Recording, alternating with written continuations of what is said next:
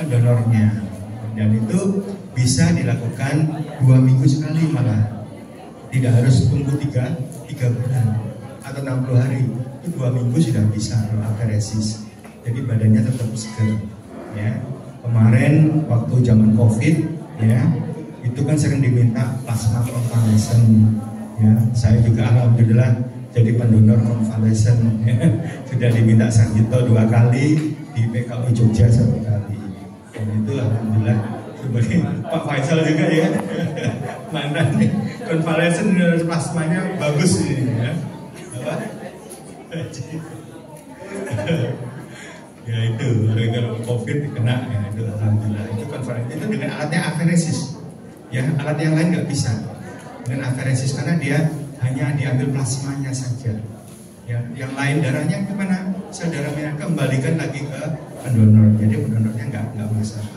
Itu aferesis, dan itu memang sih agak mahal ya, agak mahal karena kalau orang misalkan orang penyakit demam berdarah perlu trombositnya pasti banyak Bu, pasti belinya butuh 10 kantong, 4 kantong, minimal 4 kantong ya, 4 kantong itu berarti 4 pendonor, mencari 4 pendonor, tapi dengan aferesis cukup 1 orang aja sudah bisa, 1 pendonor sudah bisa, itu dengan aferesis ya. Alhamdulillah yang sudah punya Kota dan Sleman untuk alat aferesis, untuk rumah sakit PKU mungkin salah ya, segera ya Dr. Faisal insyaallah.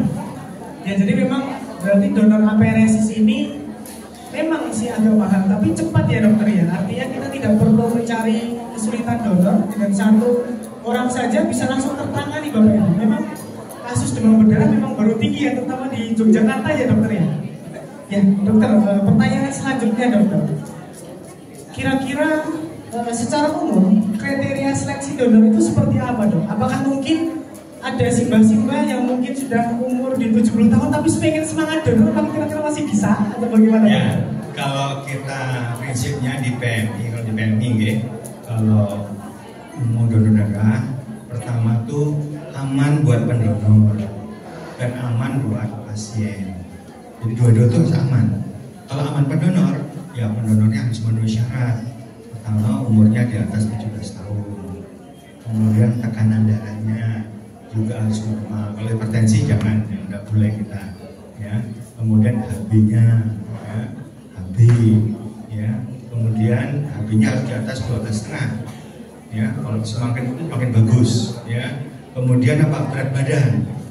Berat badan harus di atas 50 kilo. Kalau kurang, nah, tinggi badan enggak masalah, tinggi badan. Ya, tapi kemudian ibu-ibu, kalau ibu-ibu mau donor, ya jangan hamil, nggak boleh, hamil nggak boleh, menyusui juga nggak boleh.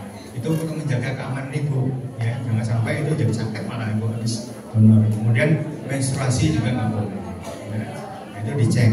Nah, jadi banyak syarat-syaratnya itu kita betul-betul kita seleksi ya. Nanti coba yang sudah donor darah kan pasti mengisi lembar namanya info persetujuan. Saya udah, kemudian saya tidak